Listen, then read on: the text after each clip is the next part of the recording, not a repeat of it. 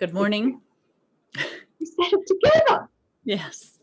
Problem is when we speak over each other, it doesn't come into the recording. Sorry, guys. I said, good morning.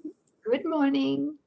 We're on lesson 194, and this one's entitled, I Place the Future in the Hands of God. And I'll be reading this one. Thanks again for being here, everyone. Can we open this up first before we... Oh, sure. The substance of this? I'm reminded here that right now, in this moment, I am as God created me. You are as God created you. Yeah. In every now moment, I remain as God created me. Yes. You remain as God created you, right? Mm-hmm. Wholly innocent and wholly invulnerable. Right. Right. The presence of fear, concern, problem solving, whatever it might be, is my chosen defense against accepting my true identity in this moment. That's as right. God created me. Yes. Okay. Part of my mind knows that I am as God created me, and part of me is choosing a story or an illusory problem or something that I've called to my awareness, and I'm latched onto that so that I'm not in a place of deep acceptance of that I am as God created me. Yeah. Mm-hmm. Yes. Thanks. And I think we'll go more deeply as we read this. Sure. Yeah. Yeah, because I know that as long as we're planning for the future or lamenting the past and trying to defend ourselves so that we don't repeat the past, or thinking that we were unfairly treated, that we will never have that holy instant. That's the way that we're never right here in the vertical where God, the memory of God, can be accessed. It's the holy instant, which is now. So if we're off in this timeline, we cannot access it. All right. Another one of the defenses. Today's idea takes another step toward quick salvation and a giant stride it is indeed. Ooh. So great the distance is that it encompasses, it sets you down just short of heaven, with the goal in sight and obstacles behind. Your foot has reached the lawns that welcome you to heaven's gate, the quiet place of peace where you await in certainty the final step of God. How far are we progressing now from earth? How close are we approaching to our goal? How short the journey still to be pursued? Accept today's idea, and you have passed all anxiety, all pits of hell, all blackness of depression, thoughts of sin, and devastation brought about by guilt. Accept today's idea, and you have released the world from all imprisonment by loosening the heavy chains that locked the door to freedom on it. You are saved, and your salvation thus becomes the gift you give the world because you have received. In no one instant is depression felt or pain experienced or loss perceived. In no one instant, sorrow can be set upon a throne and worshiped faithfully. In no one instant can one even die. And so each instant given unto God in passing, with the next one given him already, is a time of your release from sadness, pain, and even death itself. Can we stop there, sis? Yeah. He says what you've just read then is, in no one instant is depression felt or pain experienced or loss perceived. In no one instant, sorrow can be set upon a throne and worshipped faithfully. In no one instant can one even die. Okay, so what I want to do here is, if you can help me, that in every instant that we are present in the peace of God, we become completely invulnerable to all the ego's threats. In every instant, you know, that's a requirement. We can't really know the peace of God and accept it unless we first accept there is no sin in ourselves, in anyone else, anywhere. There never has been, never could be. So we accept our own sinlessness, and in that we can reach the felt experience of the infinite protection that gives us, because that's our innocence. We're resting in that peace.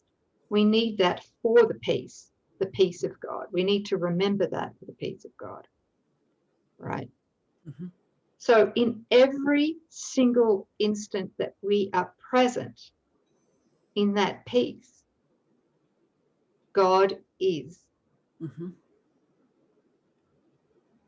I am. Yeah. And if we really were in that presence, the presence of that fearlessness in that instant, there's no way we could feel physical pain. There's no way we could feel conflict, loss, and there's no way we could even die. In that moment, that's God is there. We are his. He is ours. As we breathe, he breathes through us. We see only the light that's in our own minds. We feel only the love that's in our own mind.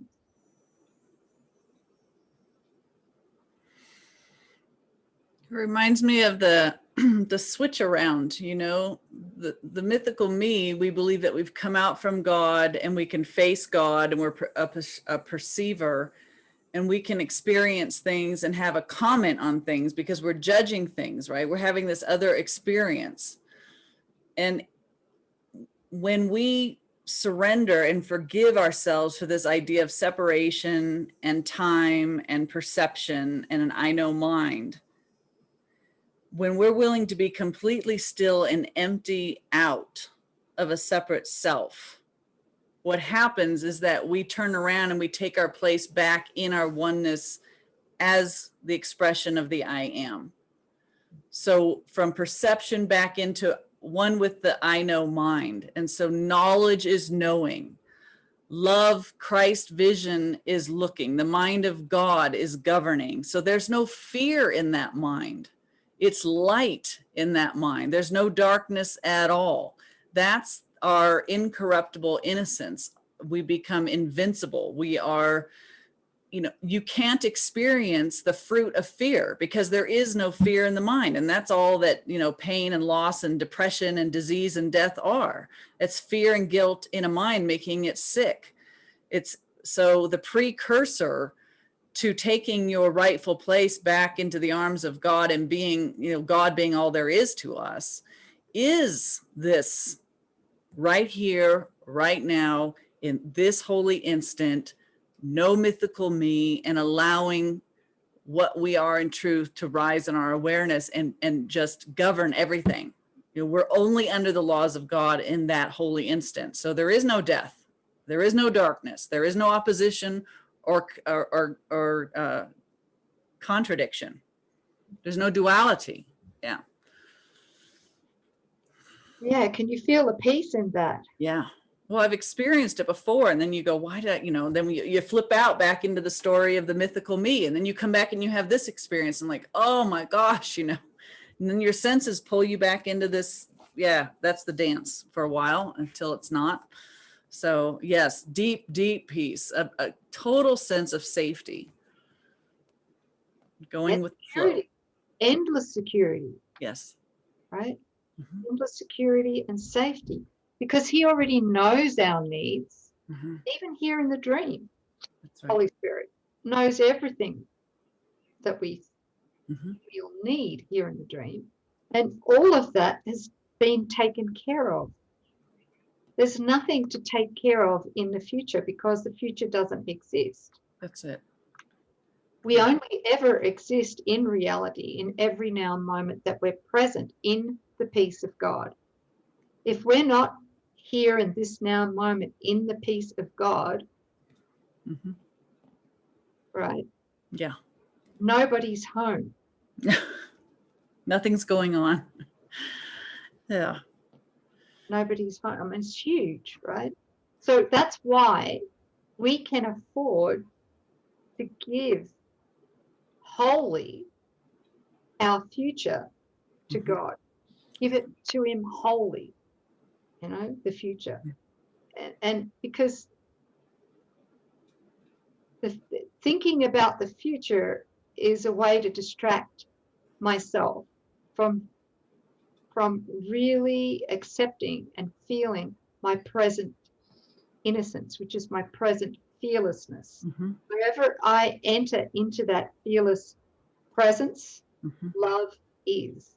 I am in that moment. Yeah. And I also saw that you can't be reduced and you can't age in that place. Like the body cannot age when you are just allowing that body to be the means here in a dream, but it's God at the helm, the mind of God, Christ consciousness. There is nothing that can suffer or lack or diminish or decay or be deprived.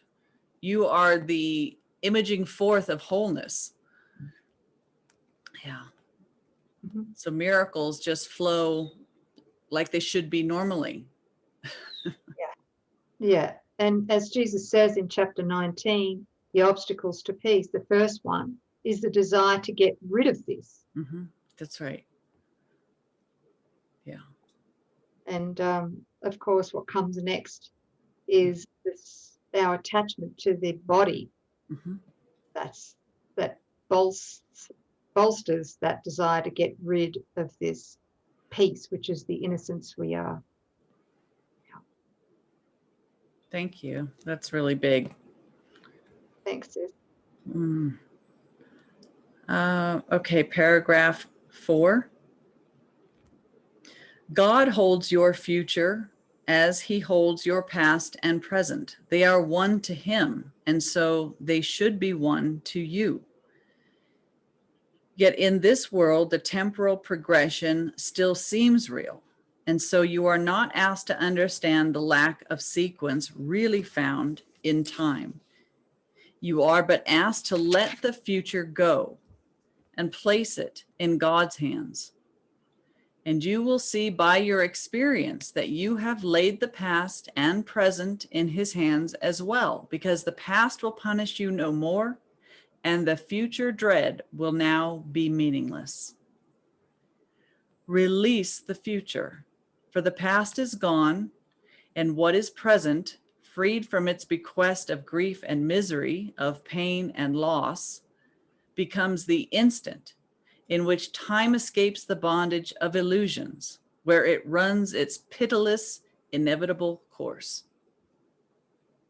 Then is each instant which was slave to time transformed into a holy instant, when the light that was kept hidden in God's Son is freed to bless the world. Now is he free, and all his glory shines upon a world made free with him to share his holiness. Mm. So, sis, once you've had a sip of water, water, Water. yeah, something just came to me then, which is that, yes, I remember that. Yeah. Okay. Which is that while we keep ourselves heavily distracted with planning for the future, defending ourselves against things to come or whatever, right? Mm-hmm. They're equally heavily defended against miracles. Oh, yeah. Yeah. It's huge. Yes. Those times that I have truly let the future go, every moment, let it go, and practiced it fully, are the times where I've experienced the most miracles because I've been present. Mm-hmm. You know, the miracle's going on all the time. But if we're distracted Right. by, you know, thoughts of the future, etc., or concerns, we're not present to witness and accept the miracle. Mm-hmm. Yeah, it just feels like it's asking us to come up and out of this whole realm of time and just to come above it and be here now, accessible to and by God or the Holy Spirit. Just that's it. To be, it sounds, you know, like a song, but be here now, just in this present moment without adding anything to it. Thoughts of the past or worries about the future or fear in the present moment. Just we're dropping all of it. And just in that state of surrender. And that's when, yeah, you can really feel like nothing real can happen while we're still lamenting time, which is fear. Yeah, one thing, thanks, sis, one thing that really helped me greatly in getting this, a practical thing that happened, and especially probably 2.5 or so years ago, I had the experience where I was asked by Jesus to imagine that I was already awake, to imagine that all seeming problems the ego had made had already been solved, to imagine the joy, the happiness, and the soul union that I was experiencing with my brothers and sisters, to imagine that all of God's gifts had been laid at my feet, to imagine that there was no possible way that I could ever be threatened by any illusion ever again, right?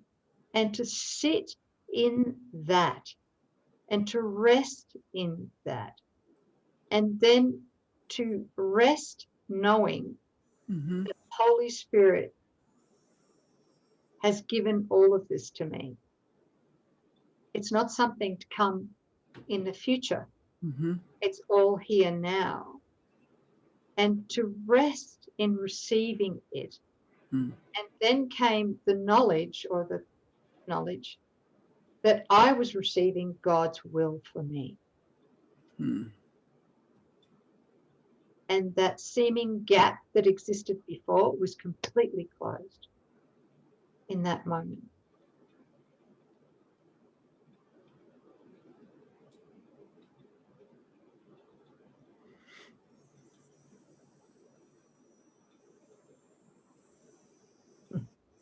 Thank you.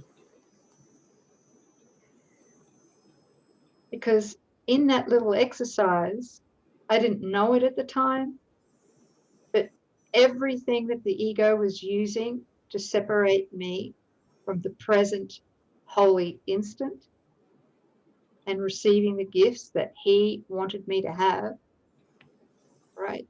In that moment, that was all of that resistance was gone. Wow. And I was able to receive his will.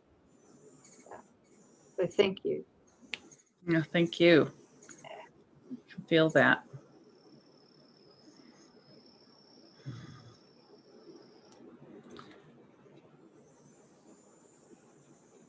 Paragraph 6.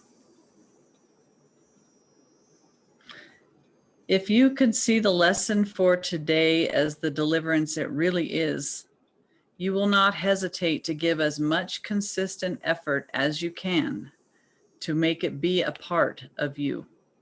As it becomes a thought that rules your mind, a habit in your problem-solving repertoire, a way of quick reaction to temptation, you extend your learning to the world. And as you learn to see salvation in all things, so will the world perceive that it is saved. What worry can beset the one who gives his future to the loving hands of God? What can he suffer? What can cause him pain or bring experience of loss to him? What can he fear? And what can he regard except with love? For he who has escaped all fear of future pain has found his way to present peace and certainty of care the world can never threaten. He is sure that his perception may be faulty, but will never lack correction. He is free to choose again when he has been deceived, to change his mind when he has made mistakes. That's it. Just simply choose again, right? Yeah. Place then your future in the hands of God, for thus you call the memory of him to come again, replacing all your thoughts of sin and evil with the truth of love. Think you the world could fail to gain thereby, and every living creature not respond with healed perception? Who entrusts himself to God has also placed the world within the hands to which he has himself appealed for comfort and security. He lays aside the sick illusions of the world along with his and offers peace to both. Now are we saved indeed, for in God's hands we rest untroubled, sure that only good can come to us.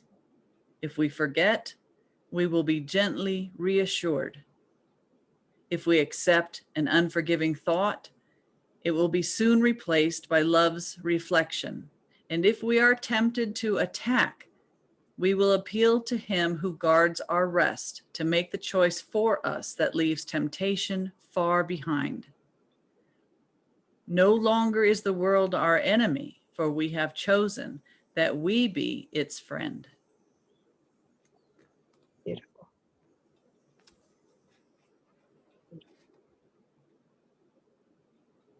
Yeah, and this is our healing and the healing of the world and the sonship.